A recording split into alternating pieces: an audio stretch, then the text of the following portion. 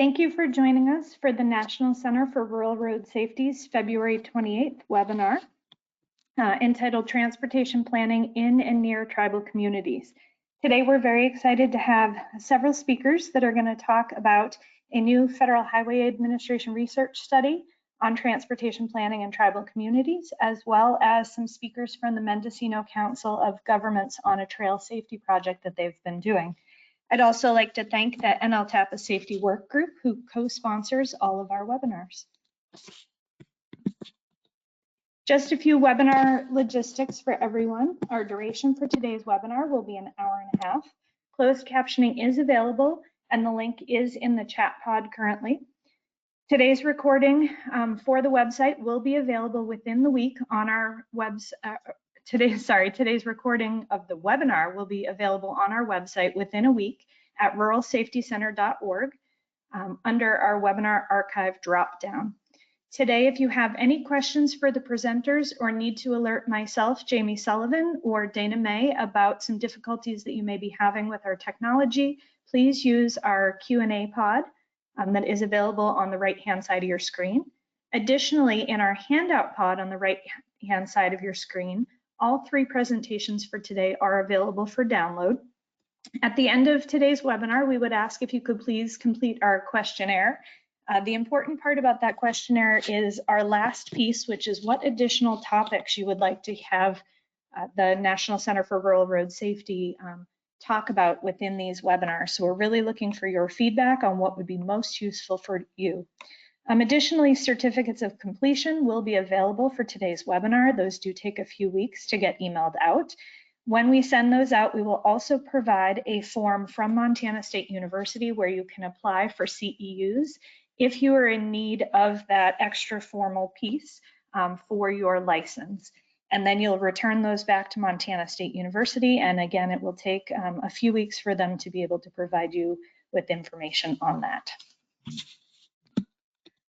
A few announcements for you all as well that we'd like to bring your attention to. Our Road Safety Champion program is still running on Tuesdays from 11 a.m. to 1 p.m. Eastern Time. We do have 3 modules left in the current agenda that we're running through. On March 5th, we will be doing crash reporting. On March 12th, we will be doing systemic safety project selection tool. And on March 26th, we will be doing work zones. Please note there is a 1-week break between those last 2 modules. You can sign up for those if you're interested on our website. Additionally, I'd like to bring you attention to the fact that the Safe Streets and Roads for All grant program has just opened their fiscal year 24 notice of funding opportunity. There are multiple deadlines that you should keep in mind. If you are looking to apply for a planning and demonstration grant, the first deadline will be April 4th by 5 p.m. Eastern Time.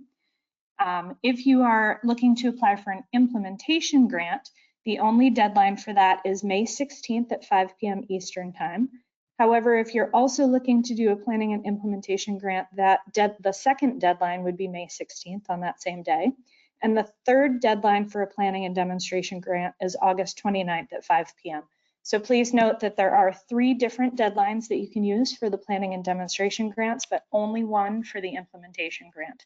Additionally, they will be holding webinars to provide additional information on the different types of grant applications that you can put in. So on March 7th from 1:30 to 3 Eastern, you can watch a webinar on the action plans. March 8th from 1:30 to 3 Eastern, there will be a webinar on the supplemental planning and demonstration projects. And on March 13th from 1:30 to 3 p.m. Eastern, there will be a webinar on implementation grants. You can find more information about the webinars and how to register, as well as the deadlines and the application process, and all of the resources on the USDOT's website that is shown right now on your screen. When I'm done doing this presentation, I will also drop these in the chat pod for you as well, these links. And then for today's presentation, I'm really excited that we have 3 presenters with us today. I'm going to introduce our first speaker and then turn the presentation over to her. Dana Rinke is Program Planning Specialist with the Federal Highway Administration Office of Tribal Transportation. She provides technical assistance and guidance on long-range transportation plans, tribal tips, and other planning activities. Dana lives in Michigan and comes to the Office of Tribal Transportation from the FHWA Michigan Division Office. Her background includes transportation planning and environmental law and policy, and I'm very excited to turn our presentation over to her.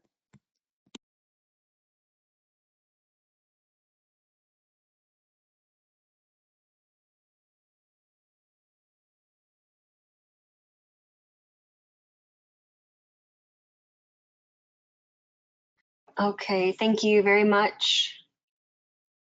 Let's see, can you guys see my presentation up without the notes? Just Dana, the it's still presentation? in notes mode.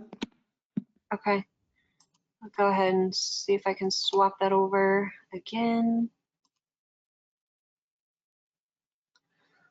All right, how about now? That's perfect.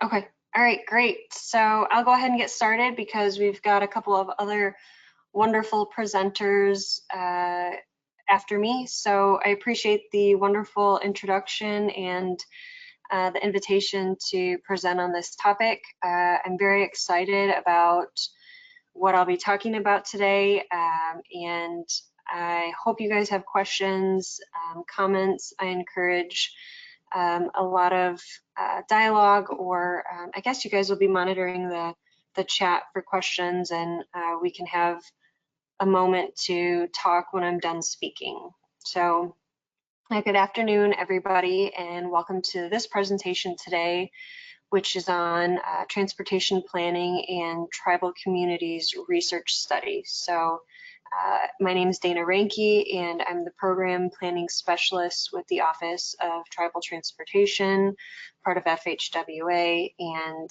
as I mentioned, I'm honored to be presenting to you as a part of the National Center for Rural Road Safety webinar today.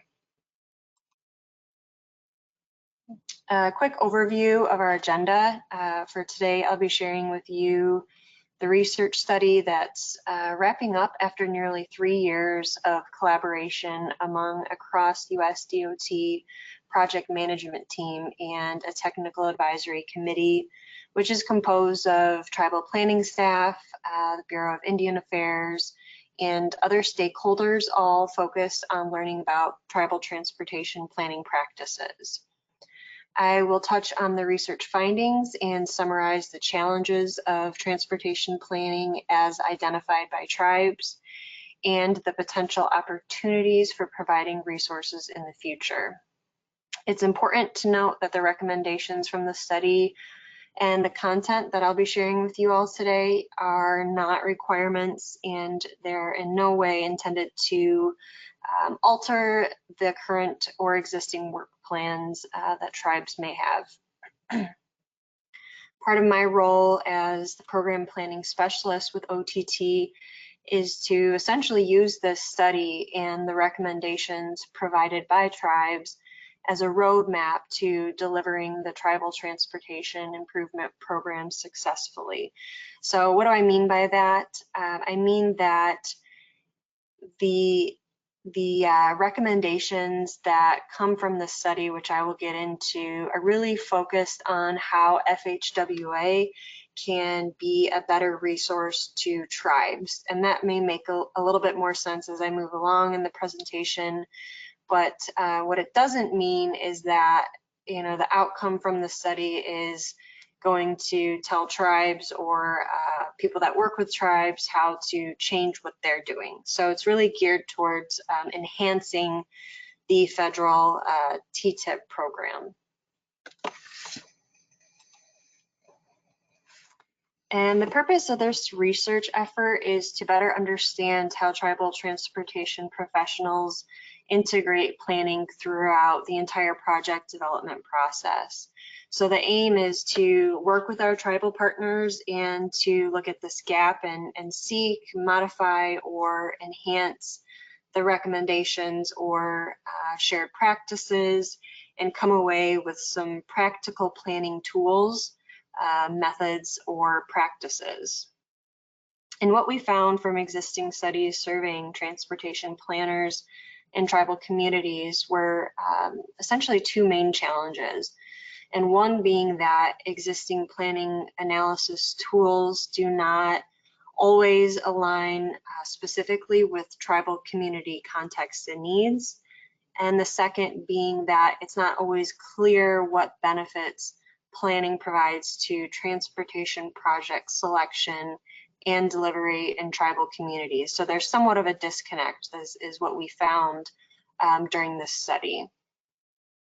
And the major tasks for the study are organized around progressive research memorandum culminating in a final report, which is published online as of a couple months ago, actually. So I realize that you guys can't click the link on the screen here, but if you go to the website, you'll be able to find this research study that I'm talking about today.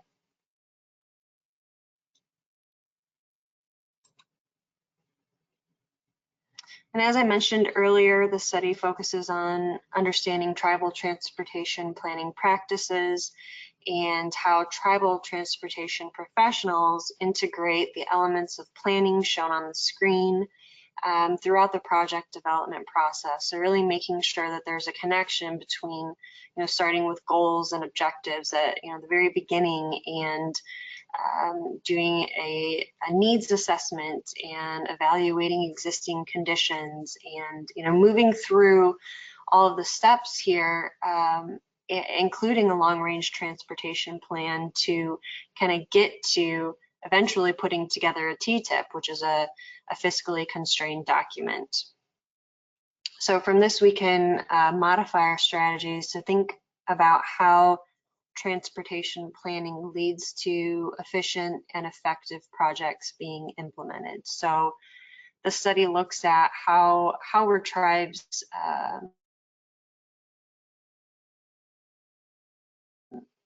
managing each of these steps throughout this life cycle.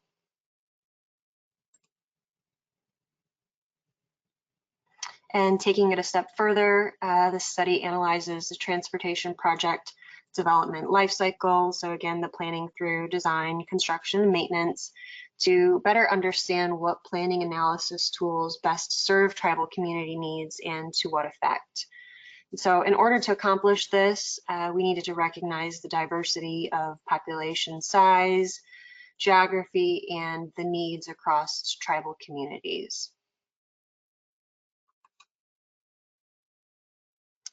The research panel is showed on the screen here. We engaged with the research panel throughout the entire study. It's made up of representatives from select tribes, the private sector, state DOTs, federal agencies such as FHWA, BIA, the US DOT Volpe Center, FTA, and so forth.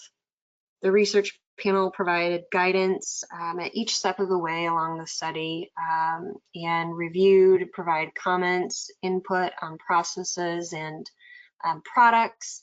And so this research, tons of kudos to go out to this research panel because they were huge in this 3-year-long study. Here's just a snapshot of time.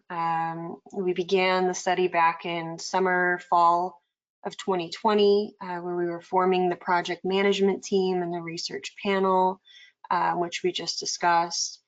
And we conducted a literature review and laid out the methods that we would undertake to conduct the study.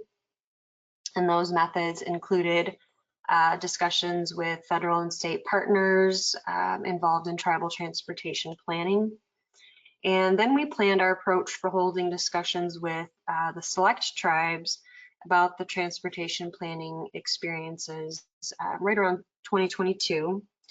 And then we spent last winter and the spring kind of analyzing this qualitative data that we collected, and spent the summertime drafting up our findings and the recommendation, which brought us to fall 2023, which is when we first started to disseminate some of the findings. I went to NTICC in Alaska, and that was kind of our first kind of pitch of the study. So we will get into next steps and where we are now, but I wanted to just give you an idea of how we got to where we are today. And I keep saying, select tribes, and so I thought it was important to let you all know the criteria for selecting those tribes for the data collection. And we really spent some time thinking about this criteria to identify the tribes to have discussions with for the study. And since we didn't have the time or the budget to meet with all 537 federally recognized tribes, we used this criteria to whittle it down to a list of 18 tribes that were part of our research panel. We considered geographic diversity, tribe characteristics such as large and small populations and land holdings, whether the tribe worked with FHWA or BIA to deliver their transportation program, and so forth. We also considered the size and the makeup of the transportation networks of tribes, and we sought diversity in the amount and the types of funding used for transportation. And the map on this screen here shows that the criteria really resulted in a list of tribes and tribal organizations that were diverse. And I don't think there was anything else I was going to say on this slide, other than to just give you kind of a visual as to you know, the range and maybe the viewpoints from the tribes that we worked with. Okay, so common challenges. Let's see. So let's get into our study findings. And through all of our discussions, we observed kind of some common themes in the form of tribal transportation planning challenges, opportunities, and gaps. So let's go ahead and start with the challenges. Some of the common challenges that we heard from tribes when implementing their tribal transportation improvement program was staff resources. So a lot of tribal planning staff have multiple roles. Some tribes work with consultants or contractors to develop some of their planning documents, such as long-range transportation plans, and oftentimes they'll be engaged in putting together their TTIP. And some tribes experience quite a bit of turnover with planning positions, so there isn't that knowledge retention necessarily. Another challenge is funding. So TTP funding alone is really not sufficient to address all the transportation needs. The amount of federal funds that tribes receive through the TTP is oftentimes not enough to handle maintenance, reconstruction, let alone new construction. So a lot of tribes pursue grant funding opportunities, which can be a heavy lift in terms of effort. Another challenge that we found tribes experience was limited access to data. So they don't, they may not necessarily have a robust quantitative data that's necessary for these grant applications.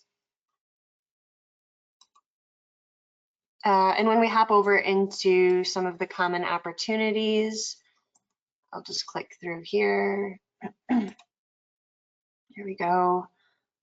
There's a really robust knowledge of transportation systems in use. So tribes are extremely aware of their transportation networks, deficiencies, efficiencies. You know, they are engaged with their transportation networks, and they usually have reported great partnerships and collaborations with states, MPOs, and counties, or at least that being something that they are willing to expand upon and utilize in terms of a resource.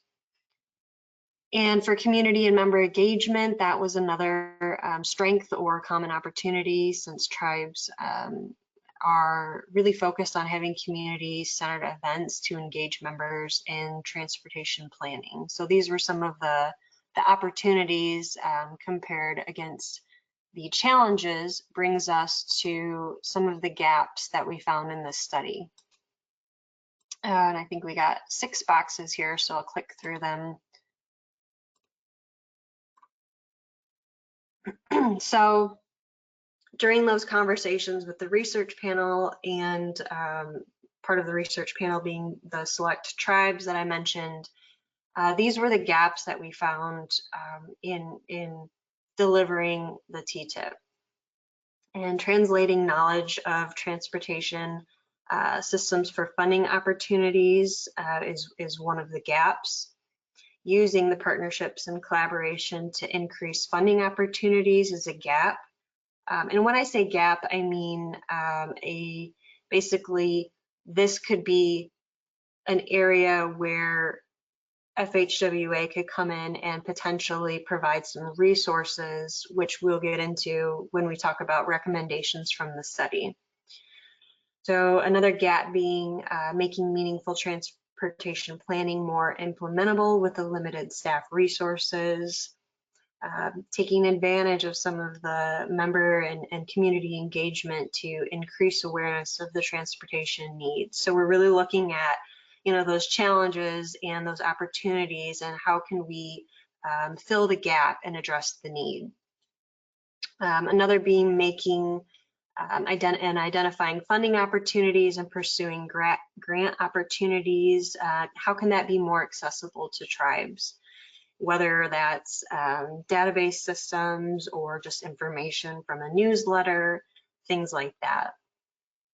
And the last being accessing resources for new tribal planning staff to understand planning processes and requirements. So this one I'll just talk a little bit more about because training has come up quite a bit in conversations with the TTAP centers and with tribes and with within my role to deliver the Tribal Transportation Improvement Program. And so thinking about training from the perspective of an executive level and a practitioner level of planning. So do tribes need a executive level or management level training, meaning if they primarily rely on consultants to put together their planning studies, do they need kind of a higher level training on TTP planning to manage those contracts? Or are they more of the practitioner level planner where they're putting together their own planning documents? And so we found that there's a need for training in both areas. Okay, so the recommendations. Based on what we learned, we came up with recommendations in 9 different categories. And these categories are going to be kind of the summary of what I'll be talking about for the rest of my presentation. And again, these recommendations are aimed at FHWA and not at tribes. So they're in a way internal recommendations that we hope will improve how FHWA supports tribes in the transportation planning process. So let's start with process resources. These are resources that help tribal staff understand and navigate the tribal transportation planning process. The literature review identified the FHWA TTP delivery guide as a resource for conducting tribal transportation planning in accordance with 25 CFR Part 170. But discussions with the tribes also identified that they're kind of using their own maybe past planning documents, for example, long-range transportation plans as guides for developing their new planning documents. And the TTP delivery guide developed by my office, FHWA's Office of Tribal Transportation, provides more guidance and technical program information for tribes that are entering or coordinating an existing TTP agreement with FHWA. So the TTP delivery guide is really a comprehensive resource for tribes that have program agreements with FHWA. However, they can be, that delivery guide can also be a useful tool for tribes that work directly with BIA to deliver their transportation program. The discussions with non-tribal stakeholders and tribes, they didn't explicitly ask about the tribe's use of the TTP delivery guide.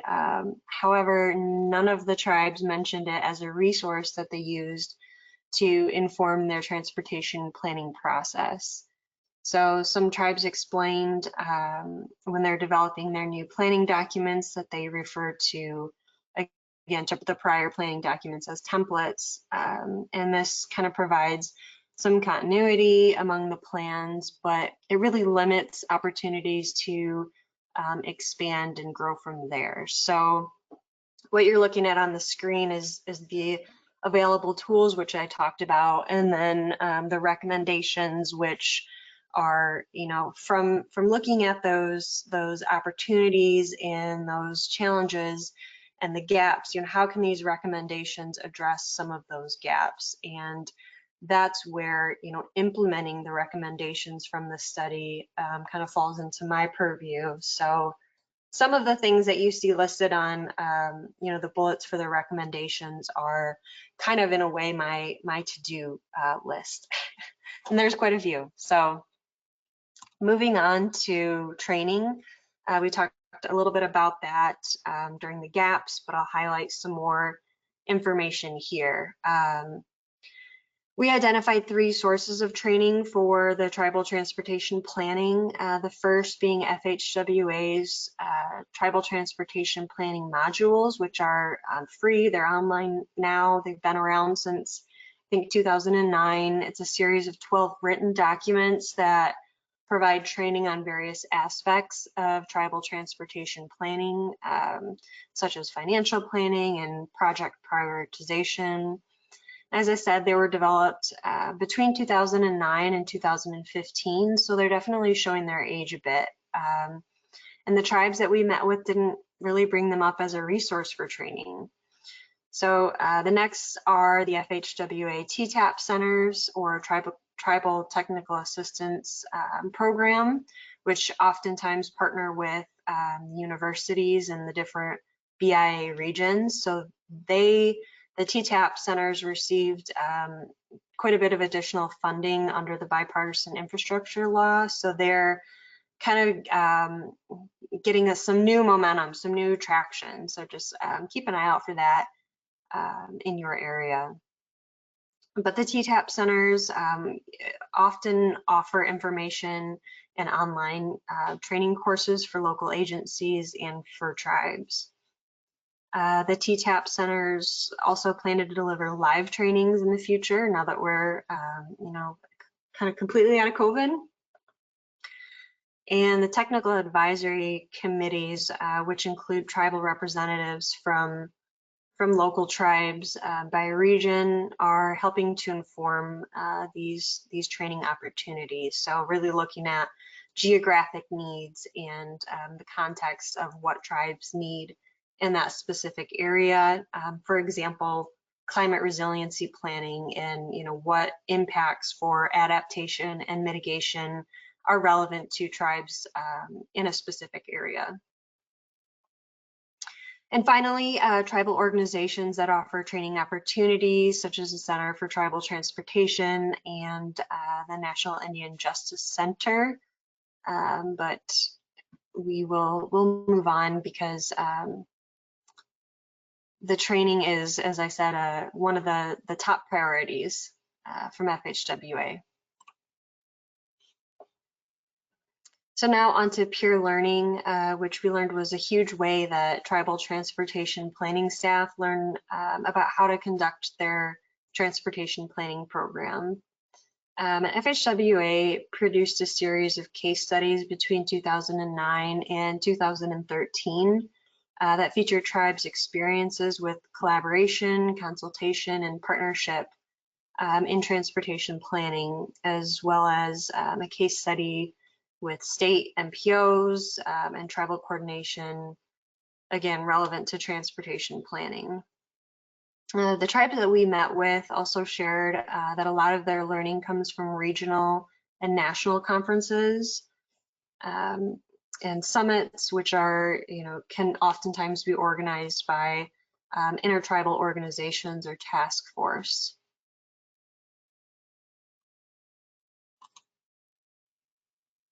All right, so on to partnerships. Tribes talked a lot about partnerships that they have with states, regional and local governments, as well as their participation in the intertribal organizations and task force, which I just mentioned.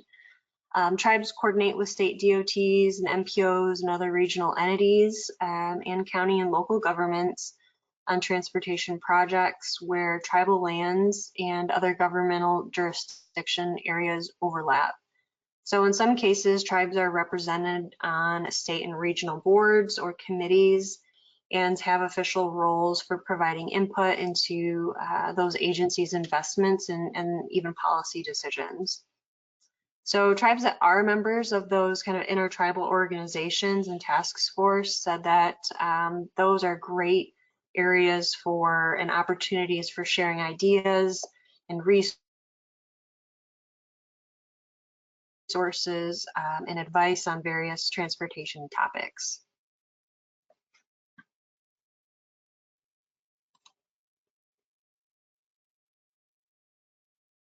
So for data and data analysis tools, this was another big one, hot topic. And as I mentioned earlier, many tribes that participated in this study cited data gaps as challenges that impacts transportation, investment decision-making, and applications for grant funding. So tribes collect and analyze crash data to identify high crash locations and prioritize them for safety improvements. Tribes can sometimes coordinate internally with tribal police departments or the county or municipal police departments to gather crash data as well. Other tribes noted that they work with consultants to collect crash data through standalone transportation planning activities. However, not all tribes have access to comprehensive crash data or have staff with the skills or time to analyze the data. So tribes often collaborate with state DOTs and municipalities to gather traffic counts and speed data to support transportation planning. And this data may not always be readily available through the state roadway databases, or tribes may or may not be able to coordinate with state agencies to generate the data for tribes. Some tribes mentioned receiving average daily traffic counts and crash data from state DOTs to identify priority locations and justify their short and their long-term funding needs. And tribes also mentioned that they collect data on traffic volumes, travel speeds, sidewalk network gaps, and other attributes for roads and facilities that they maintain themselves. Excuse me. But not all tribes have access to basic transportation network utilization data to inform their planning process. Tribes do use GIS to varying extents in their transportation planning processes. GIS supports the data analysis and visualization so that they can inform their transportation planning activities. And some tribal staff with GIS skills typically work on projects for several different tribal departments, such as historic preservation, public works, community development, in addition to transportation. So not all tribes that participated in this study, spoke to having the resources or the skills to use GIS in their transportation planning process. And, just one more item on this, the high cost of IT infrastructure and staff capacity needs for maintaining the data can be a significant barrier to the tribes that we spoke with in this study for, again, using GIS in transportation planning. All right, under financial tools, tribes do use a variety of financial tools such as grant toolkits, cost estimation tools to identify available funding for transportation, and the cost of transportation projects. So really kind of moving from that LRTP phase to project selection and putting it into the TIP. But as I mentioned before, grants are crucial funding sources for tribes when they're looking at funding transportation infrastructure.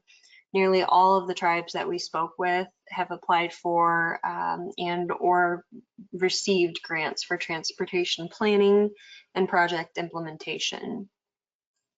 So toolkits for federal transportation grants illustrate key applicant activities in the grant process, and they describe where to find and how to use discretionary grant programs and provide resources for applicants to maximize the potential for award success. And the cost estimation tools help tribes determine transportation project costs, which is important, again, for the development of the TTIP and other transportation planning processes. So some of the tribes that we spoke with, they conduct their own cost estimates for transportation projects, while other tribes use consultants to estimate project costs. And the biggest kind of impediment to using cost estimation tools was kind of back to what we just spoke on was the lack of accurate data on transportation projects to be able to use those tools effectively.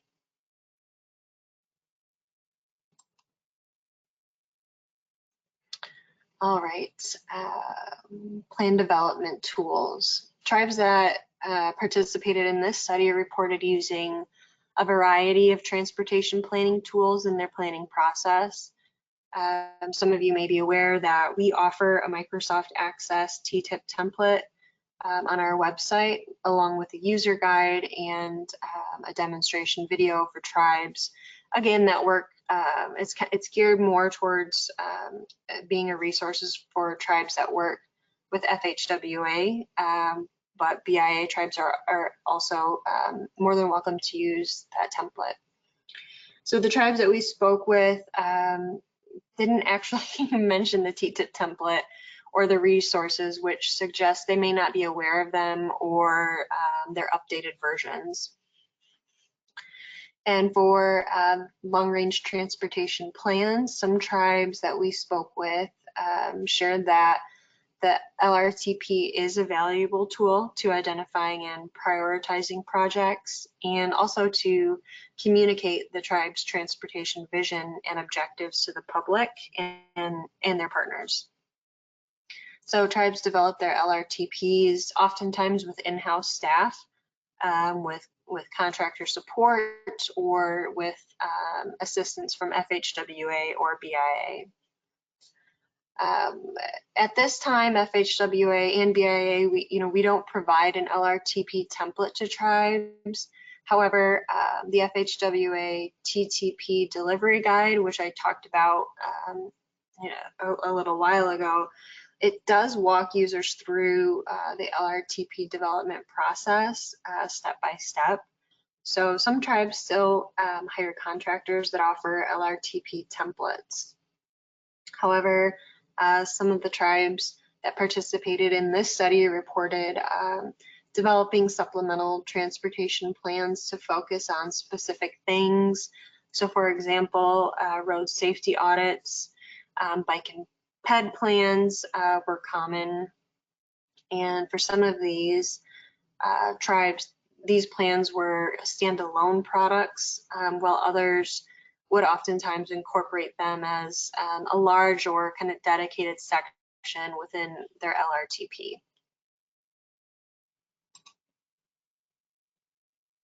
All right, public engagement tools.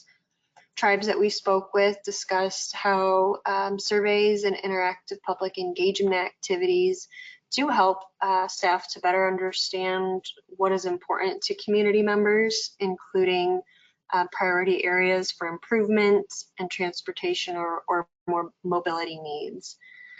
Community surveys are commonly used by tribes to capture the public's perspective on transportation needs and opportunities, and often for LRTP updates as well. Tribes utilize surveys both electronically and via hard copy. Some tribes discussed using deliberative engagement techniques to collect input on transportation needs.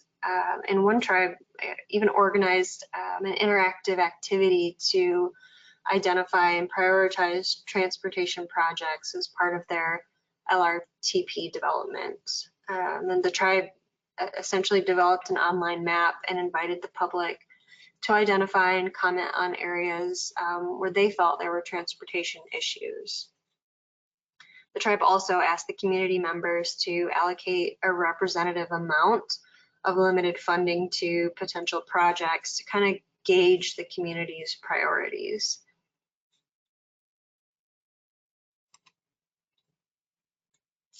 All right, and the last recommendation that I'll share with you guys today is on communication tools.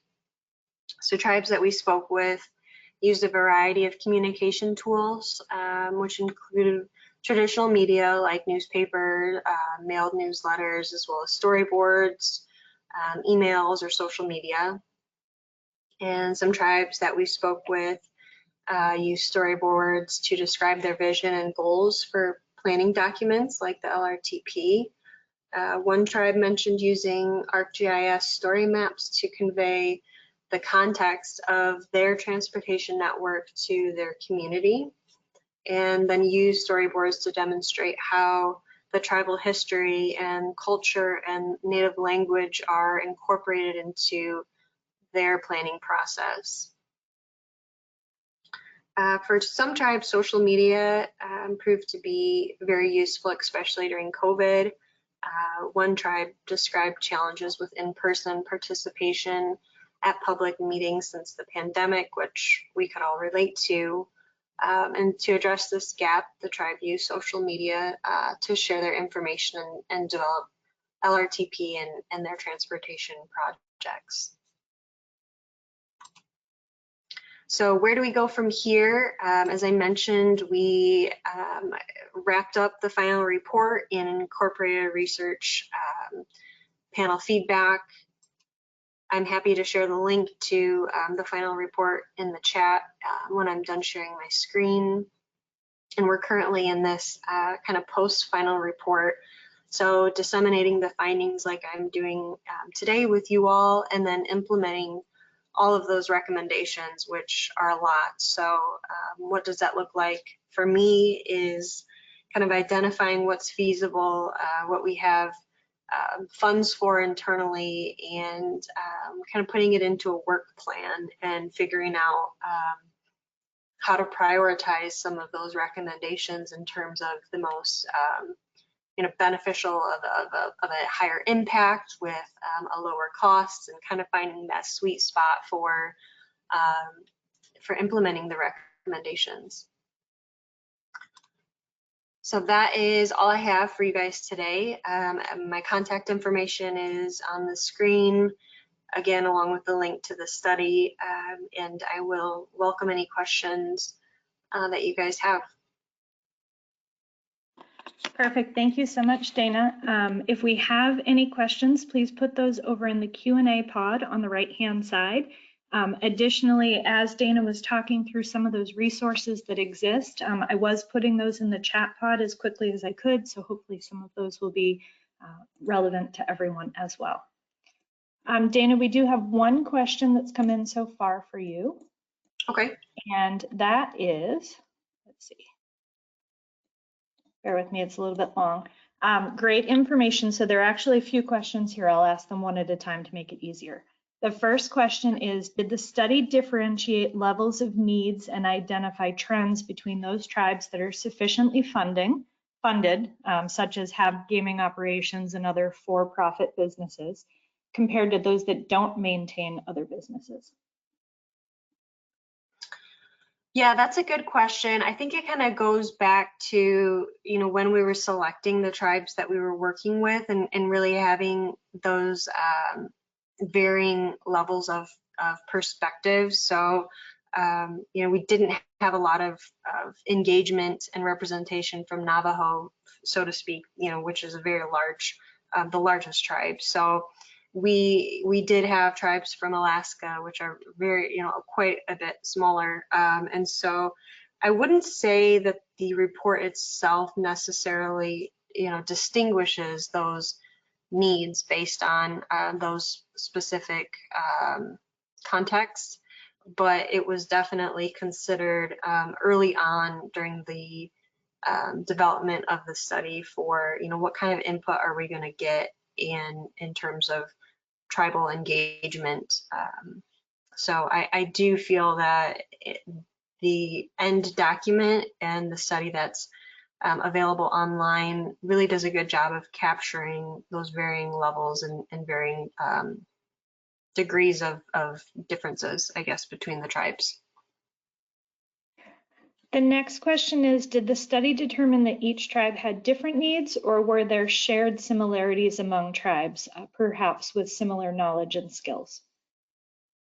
Yeah, definitely a lot of shared challenges. So that's kind of where, when we tried to pull together the common challenges and common opportunities, that's where we were really trying to hit the sweet spot there and identify what are we hearing a lot of, redundancies from the tribes and the other stakeholders.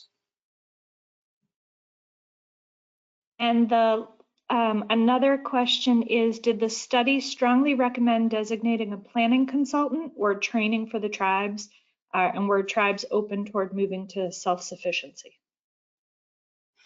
It did not, no, we didn't speak specifically to designating a planning consultant necessarily, but training is definitely on the top of the list for us as a federal agency, simply because we have some of those resources already in place. So we could update the templates and the modules that we have currently online. And the last question we have for you says, awesome insights. With communication, what methods for engagement did you all see were the best for older members? For older members? Yes. Like elderly? Okay, so for communicating with elders or just older tribal members in general, in-person engagement was, kind of the top or the preferred method of communication. And I would say, just in my experience working with tribes, that's kind of preferred across the board, is in-person communication. Okay, and we did have one more question come in while you were answering that one. This question is, what is your recommendation for resources for tribes that lack engineering and planning support? Oh, that's great. I would recommend coordinating with the TTAP Center, so the Tribal Technical Assistance Program. Right now they have, like I mentioned, a larger pot of funding than they had in the past. And so some of the things that they are doing and rolling out include training for some of those more technical roles. Perfect, thank you. And just so everyone knows, I did put the link in the chat pod for how you can find your local Tribal Technical Assistance Center as well. Perfect. Thank you so much. Yeah. All right, I think that was all the questions that we had. Thank you so much. Thank you. All right, next we're going to move on to our next two presenters. We will have Nefeli Barrett, who is the Executive Director of the Mendocino Council of Governments, a regional transportation planning agency in rural Northern California. In that position, she's led long-range multimodal policy and planning, transit oversight and coordination, and project implementation. She has worked in the regional transportation field for the last 24 years, and is also the current chair of the Rural Counties Task Force, which advises on and advocates for the transportation needs of California's rural counties and regions. We will also have James Sukney, who is the program manager with the Mendocino Council of Governments. He has a degree in mathematics and has been working for the regional transportation planning agencies for Lake and Mendocino counties for 12 years. In his role, he assists local agencies in planning and implementing their transportation projects. In his free time, he can be found on a hiking trail, preferably outside of cell service. And I'm excited to turn our presentation over to them at this point. All right, thank you very much. Good morning, everyone, or morning, depending on what part of the country you're in, I guess. I'm Nafili Barrett, Executive Director of the Mendocino Council of Governments, and I am joined today by James Suckney, who is the Program Manager for the Mendocino Council of Governments. And we will be talking with you today about our experiences implementing the Covelo State Route 162 Corridor Multi-Purpose Trail Project. So I'll start with some background on MCOG and our region. MCOG, Mendocino Council of Governments, is the regional transportation planning agency for the Mendocino County region, which is a rural county in the far north of California. Our county's population is about 92,000, and it has an area of 3,878 square miles. We are a joint powers authority comprised of the County of Mendocino and its 4 incorporated cities, which are Fort Bragg, Point Arena, Willits, and Ukiah. Mendocino County is also home to 10 federally recognized tribes. So the Round Valley area, which is where this project is located, is in a remote area of northeast Mendocino County, bordering the Mendocino National Forest. Round Valley is home to the small unincorporated town of Covelo, as well as the Round Valley Indian Tribes. Round Valley Indian Tribes is a confederation of the following 6 tribes: the Yuki, Pit River, Little Lake Pomo, Nomlaki, Concow, and Wailaki. So the population on the valley floor is about 1,400. There are some additional households that are in the hills surrounding that are not captured in that number, but that's the sort of the core community. Median household income of the area is 49% of the state average, and the percentage of people without health care is 2.2 times higher than the state. 18% of households have no vehicle, which is almost 3 times higher than the state average. And the employment rate for the area is 38.7% compared to a state rate of 60%. Access to the valley is across about a 28-mile stretch of State Route 162, which takes access from US 101 to the west. And that is the only year-round access in and out of the valley. This stretch of state highway is often plagued by rock and earth slides, leading to long delays caused by maintenance and repairs. And this is especially prevalent during winter months. From the town of Covelo, it's about 41 miles to the next, what we would call a major town, with hospitals and social services. It does take about an hour to make that drive from the community of Covelo and Round Valley. There is no public transit in the area. Many households without vehicles have no option but to use walking and biking within the community. And there's also a lack of law enforcement in the area. It takes a very long time for highway patrol or the sheriff to respond when there is an issue, and that has contributed to some of the dangerous driving that we'll talk about later in the presentation. So within the valley, State Route 162 acts as Main Street through the town of Covelo and the tribal areas. It connects tribal offices, the tribal health facility, casino, residential areas with the schools, market, library, and post office that are in the downtown area. And much of the highway outside of the small downtown area has no shoulders and has drainage ditches on either side of the highway. So that's some background, and I'm going to hand it over to James to talk about existing conditions. Good morning. As you can see, or afternoon, as you can see in some of these photos, there is little to no shoulders for people to walk or bike on. As Nafili mentioned, there are drainage ditches on both sides, which you can sort of see on that top left photo. When people do pass cyclists and pedestrians, they often go into oncoming traffic, and you can sort of see that in this first photo on the this top right photo. One thing to note, if you can see them, are the speed limit signs. There is a 40-mile-an-hour zone that that lady is going into, which means that outside of that, people are traveling at 55 or more miles per hour. So here are some more photos that are representative of daily use before this project was implemented. On the top left, you can see traffic using both lanes to travel in one direction.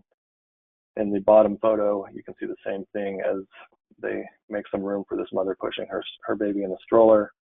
The top right photo is actually not on State Route 162, it's on Howard Street, which is an east-west connector from the highway to the schools. Part of this project will implement an east-west connection off of 162 to the north of Howard Street, which will alleviate the issue that you see in that photo. So here's a little bit of collision history. Going back about 13 years, from 2009 to 2022. During that time, there were 33 collisions, 9 of which involved bicyclists or pedestrians. Those collisions resulted in 45 injuries, including 5 fatalities, and 3 of those fatalities were either bicyclists or pedestrians. In 2014, the average collision rate for this stretch of road was 1.8 times the statewide average. And for the northern part of this project, the fatality rate was approximately 21 times that of the statewide average for similar facilities. In 2021, it slightly increased. The average collision rate slightly increased to 1.9 times the statewide average. Prevailing factors in this area include the use of alcohol or other substances, high speeds, and lack of lighting. One of those fatalities was a drunk driver who hit a drunk bicyclist, and another one was a person who had passed out for unknown reasons in the middle of the road in an area with no lighting, and they were wearing dark clothes, and then they were unfortunately run over by someone who just didn't see them. And so now I will hand it back over to Nafili to talk about some project background and what led up to this trail project. All right, thank you. So all of these issues led to the need for some planning efforts, which eventually led to the project that we are implementing now. So the first of these 2 planning efforts was making safe and healthy community connections in Round Valley, which was completed in 2010. That was an effort that was initiated by the Round Valley Indian Health Center to gather community input on what improvements the community needed. The process identified trails as the highest priority improvement needed in the community, with the segment currently being constructed as their #1 priority. That was followed by the Covelo Round Valley Non-Motorized Needs Assessment and Engineered Feasibility Study, which was completed in 2014. That study was conducted as a partnership between MCOG and Caltrans with community and tribal input, and it built on the previous plan. So there were 2 components to that study. The first was to identify bike and pedestrian improvements that would provide for better access to schools, services, tribal facilities, and other destinations on county and tribal roads. And the top priorities from that study, which reinforced the previous study, were the improvements along State Route 162 between town and the tribal administrative and health facilities, as well as an east-west connection between State Route 162 and a county road that provides access to the schools. The second part of that study was to prepare the engineered feasibility study for the bicycle and pedestrian improvements on State Route 162 between the downtown area and the Hurt and Minor Road intersection, which is the project limits of our current construction project. So a little more project background. It is a multi-agency collaboration between MCOG, the Round Valley Indian Tribes, and the California Department of Transportation, or Caltrans. And I'm going to talk a little bit about why MCOG is implementing this project. So we are a transportation planning organization. We have not previously implemented a construction project. This is our first time doing it. So why are we the ones doing it? Well, you know, it became very clear with this extreme safety concerns, the fatalities, and then these 2 planning studies that were done that something needed to be done. At that time, Mendocino County Department of Transportation was not able to take on this project that it was adjacent to a state highway. They are a county DOT that has a lot of mileage to take care of with very little funding to do it, and they just weren't able to take on this state highway safety issue as well. And then Caltrans, although it is adjacent to a state highway, was not able to accommodate this project in their the work that they were doing at that time either. I will say that since the time of project initiation, Caltrans is really taking a more multimodal approach than they did at that time. But back when the project was first initiated, which has been many years now, they weren't quite doing that type of project yet. So, and then I should say the tribal government also. I know, you know, we've got attendees here from all over, and so there may be some areas where you have very large tribal governments. This is not the case here. This is a very small tribal government with limited staff that would not be able to take on implementation, or at least at that time was not able to take on implementation of this project. So it left MCOG, and although we certainly had reservations about moving forward with this type of thing, we saw the need for it as, you know, outweighing any of our concerns. And so we moved forward and applied for an active transportation program grant. This is a very competitive statewide grant. It combines a number of funding sources in California, including the Federal Transportation Alternatives Program, and then distributes that in a grant program, a grant cycle every 2 years. We received grant funding in cycles 1 and 2 of that program because we actually have multiple phases of the project. So that's why we received multiple rounds of funding. At the time, we believed that was fully funding the project. That did not turn out to be the case. So we've also got some local state exchanged STBG funds from MCOG on the project that actually did provide some initial matching funds, but has also been used to cover funding shortfalls on the project since initiation. And then finally, Caltrans has contributed complete streets funding to this project for the portions that are adjacent to the highway.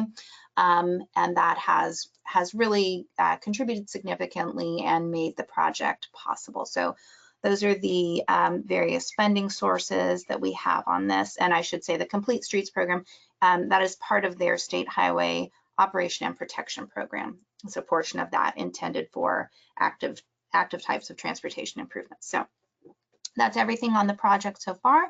I'm going to hand it back to James to tell you some details of the project. All right, thank you. So the project as a whole constructs a 2-mile long, 10-foot wide multi-use class 1 trail with 2-foot shoulders that's adjacent and perpendicular to State Route 162. Phase 1 is approximately 1.5 miles long and includes a half-mile segment that connects State Route 162 to Henderson Road, and that is the green portion in this map. The red portion would be phase 2, which is approximately 1/2 mile in length. It includes a 240-foot long pedestrian bridge that spans over Mill Creek. Approximately 60% of this trail is being constructed on tribal lands, and 40% is on non-tribal private parcels. So there have been challenges throughout every phase of this project, just like most every other construction project. However, there are some that are specific to this particular project, which I will cover here over the next few slides. This picture here is a typical shot of the area during the winter months, the water ponds, and this actually led to some delays during the environmental and construction phases, as well as challenges in trying to design an adequate drainage system for it. So during the environmental phase, we had the same type of concerns that other projects do: endangered plants and animal species. This nice picture here is of Milo Baker's lupin, which is an endangered plant. We also had to do studies for bats, salmon, and foothill yellow-legged frogs. This project is being constructed across several areas where there are wetlands, and there is also the removal of a lot of oak trees. And so to mitigate this, we have created a wetland ditch that's approximately 3,100 feet in length along the side of the trail, as well as a quarter-acre wetland pond, essentially, on the northernmost parcel, which you'll see in a drone video coming up later. We're also planting over 250 trees to help mitigate those that are either being removed or that may be impacted by the construction of the trail. So one of the things that is unique to this project is that we had to acquire permission to enter on all of the tribal parcels. And while that was easy on some of them, there is a tribal allotment parcel on the north side of Mill Creek, and that particular parcel has over 40 interest holders. And so working with BIA, we had to receive a majority of the percent that is owned in trust, in this case, roughly 43% of the owner's permission to enter. We got most of them fairly easily. However, some did take a little longer, and both BIA and the Round Valley Indian tribes assisted in getting those permissions. It did delay some things, and so we had to wait a little bit of time to for some blooming and spawning and nesting periods to come back around. Additionally, one of the documents we had to, or our environmental document had to be compliant with the California Environmental Quality Act. This particular act allows for a 30-day window following the adoption of the document to challenge its validity. And on day 29, an owner of a non-tribal parcel filed a suit. This particular parcel spans about 2,000 feet along the trail, and so it was vital to keep this project moving forward that we resolve this. And so rather than going to court, legal counsel advised that we settle, and that way we could avoid eminent domain proceedings in the future. And so in 2018, we began a design process. One of the major hurdles was incorporating design modifications that were the result of the CEQA lawsuit.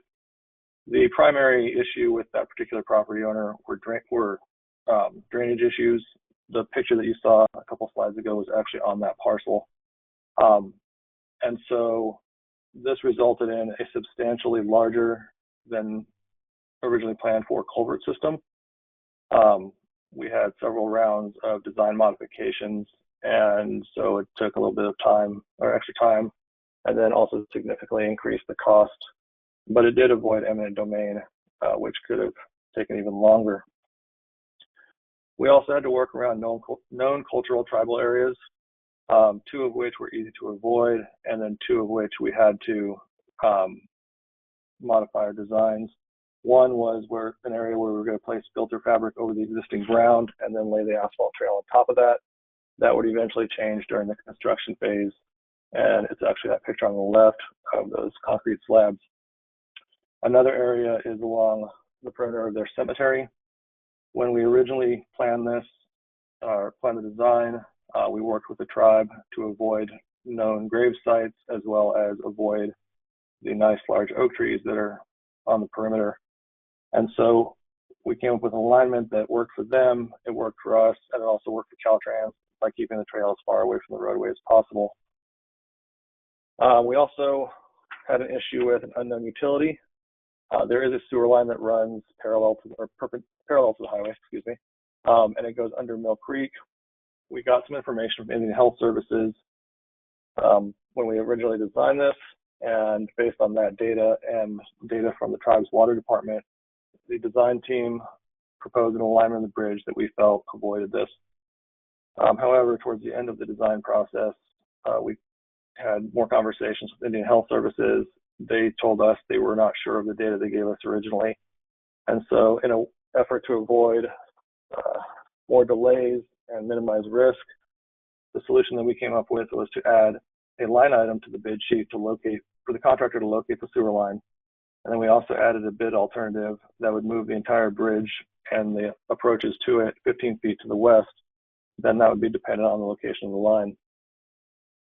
The other things, some of the other challenges and actually successes during the design period were coordinating with the tribes and collaboration with Caltrans. The tribes were instrumental in getting us access to all of their properties, as well as providing input on the design as well as the alignment.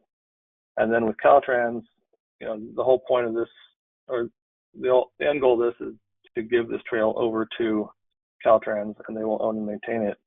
And so when we designed it, we had to work with them to ensure it was designed to their standards.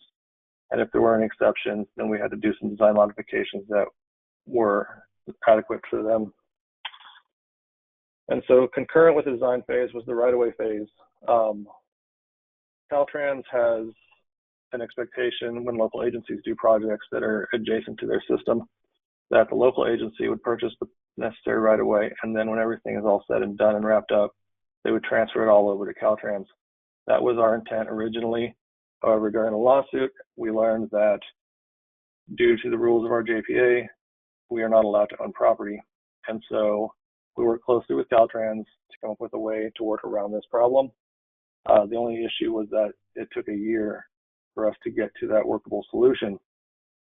Once we had a solution in place, our right-of-way consultant had to make sure that all of the acquisitions were done up to Caltrans' standards. This meant an additional layer of oversight, which led to some significant delays during the process.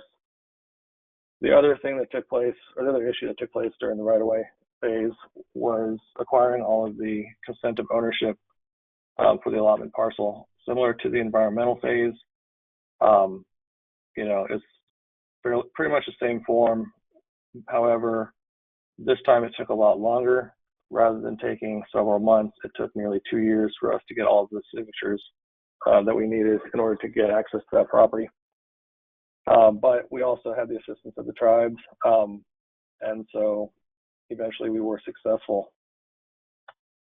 So this project was, the bid opening took place in October of 22, and the contract was awarded in March of 23. Construction activities began on May 1st. Some of the challenges that are somewhat unique to this area, there was a lot of inappropriate use of the trail when it was first being constructed. Prior to being paved, people would take their four-wheelers and their quads and their off-road vehicles and whatnot and use this trail as a way to get around. And so that resulted in the contractor having to go back and regrade it several times, eventually putting up some K-rail in certain sections to try to block vehicles from going in there. As I mentioned earlier, we had to realign the trail by the cemetery. In this picture, you can see the fence line as it is now and some of the grave sites. The idea had originally been to have the trail roughly hug the inside of this fence line. It would avoid the known graves at that time and avoid the oak trees. However, once construction started, we were informed that there were some previously unidentified grave sites that we didn't know about. And so we worked with the tribe to move the trail farther east while avoiding the oak trees and also trying to keep it as far from the road as possible. So that is one problem that we faced in construction. There was also an inadvertent archaeological discovery, which we thought may happen, and we were lucky up until July of last year. There's one section where it stopped work for a month and a half while the archaeologists came and did their investigations. And so then there's also the problem that we have with the bridge redesign. There was an issue with the contractor's bridge designer and the information that was provided in the plans and specifications. And the result of this was that there was going to be larger piles, which is going to increase the cost of this project a little bit. What it did more significantly, though, is extend the length of this project. We had anticipated being able to install the bridge this year, but due to the delays from that problem, it is now being done in summer of 24. And so we anticipate, right now the project is currently under suspension for the winter, and we anticipate starting construction back up in June of 2024. And then I believe we're about to see a video of some drone footage that'll start on the north end of the trail and move south. There is no sound on this video, and so I will be talking as it goes along.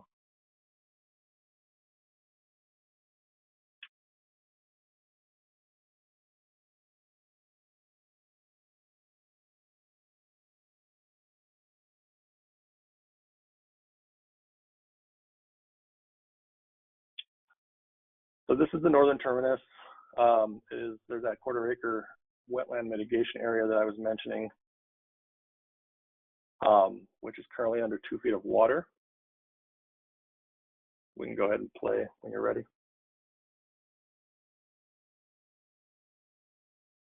James, my apologies, 1 second. That's okay. I can keep talking. All of those red dots that you see here are oak trees that are part of the mitigation. You will see more as the trail moves down, and there are some throughout the east-west section.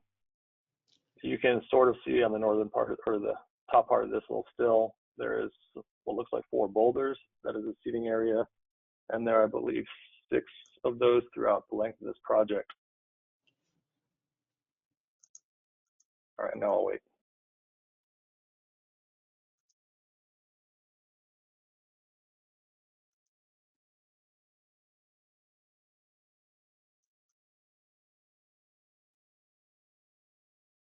So James, what's happened is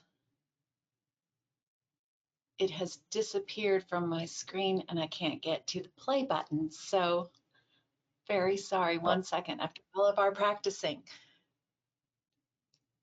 That's all right.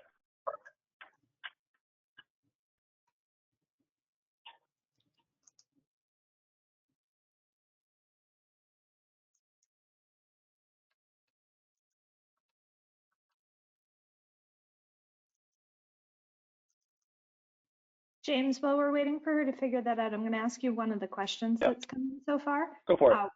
One of the questions is, was the local casino involved in this project at all for funding or any other aspect?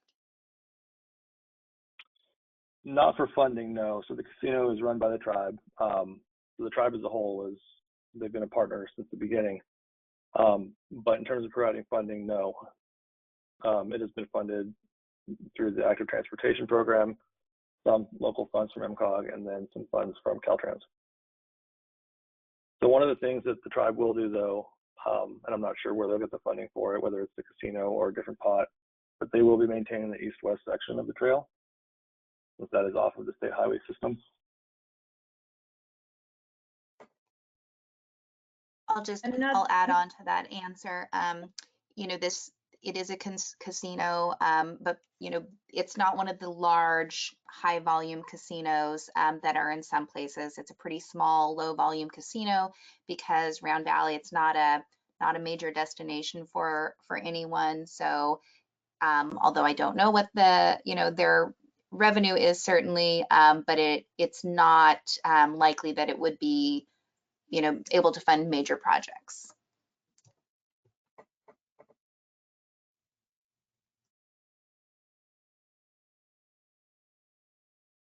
Dan, are we getting closer or should I ask one more question? Here we go. Perfect.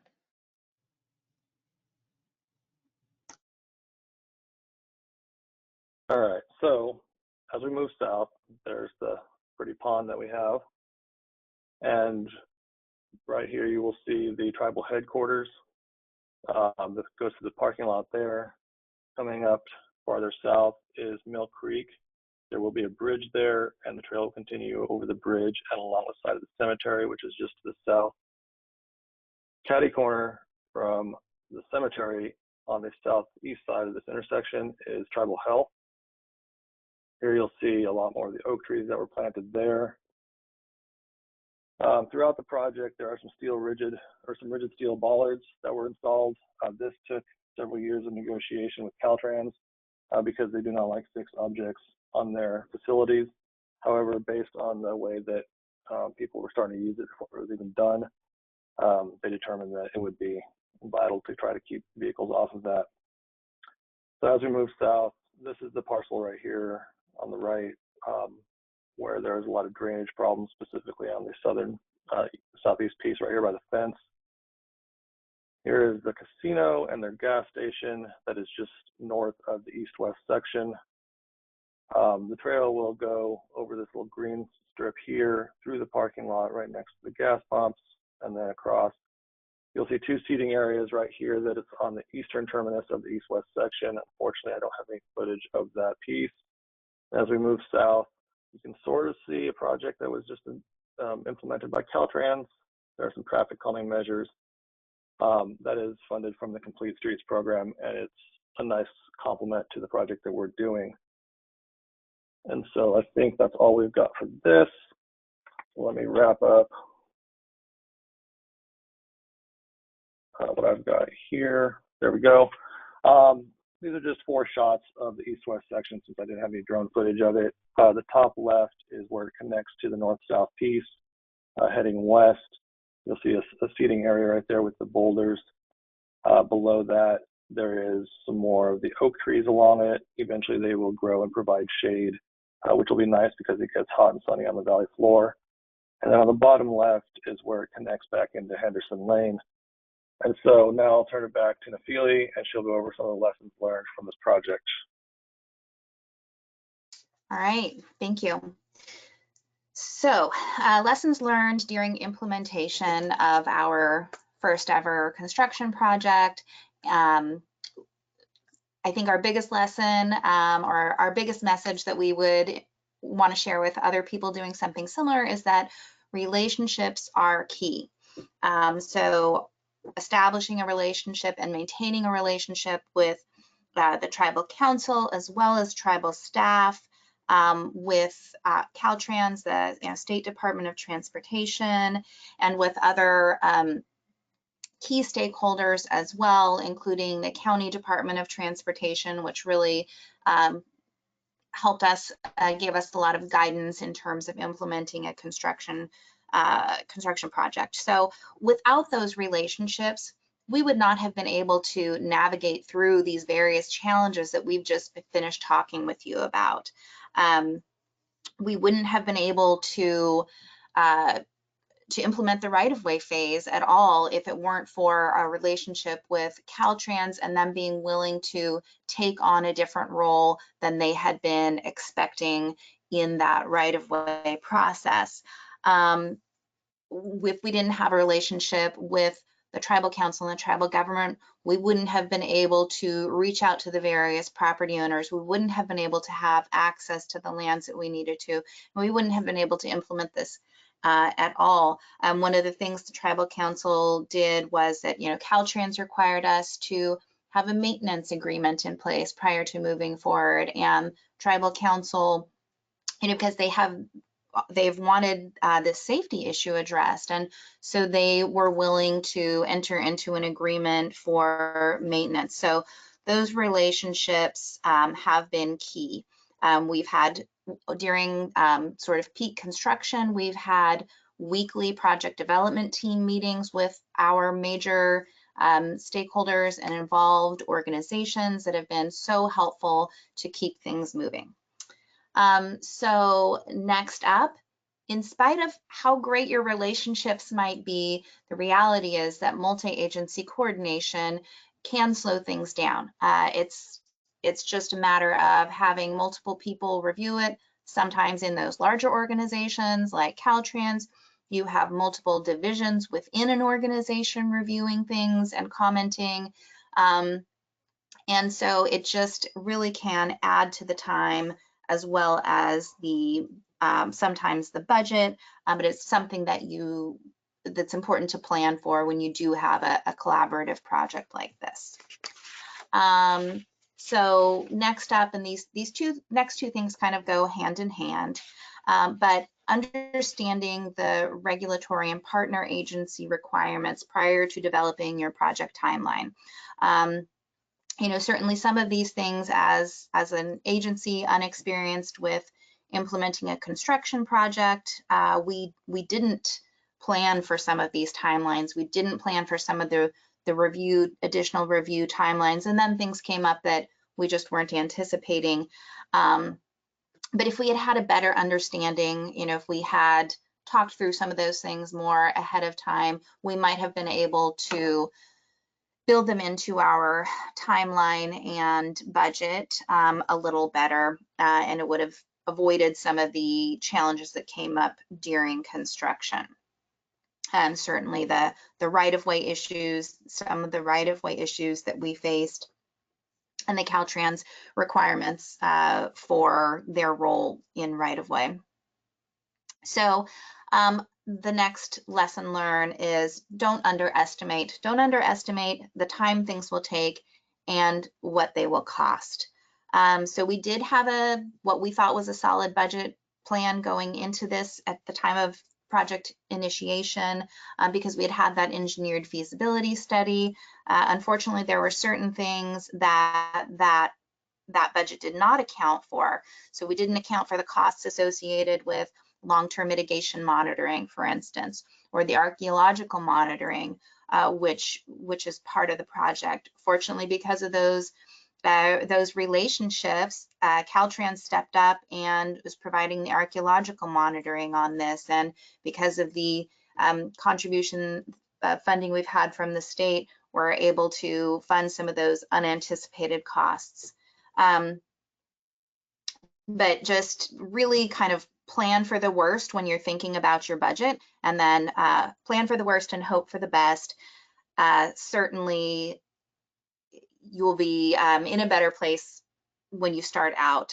There were times during this project that we really worried that we were going to lose the project because things came up that we didn't have the funding for, or we were up against deadlines. Like we were concerned at one point that we weren't going to be able to get a right-of-way certification in time to make a critical funding allocation, which would have killed the project.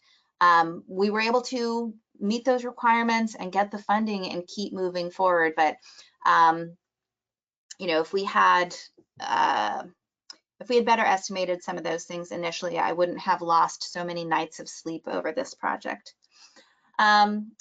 So another lesson learned is that when you're working in an area, working on a project in collaboration with tribal government, changes can happen in that tribal government, and you need to accommodate those changes. So we have been very fortunate that throughout construction, the Tribal Historic Preservation Officer, we've had one Tribal Historic Preservation Officer throughout construction. She's been really an integral part of this project, and so we're very grateful for that.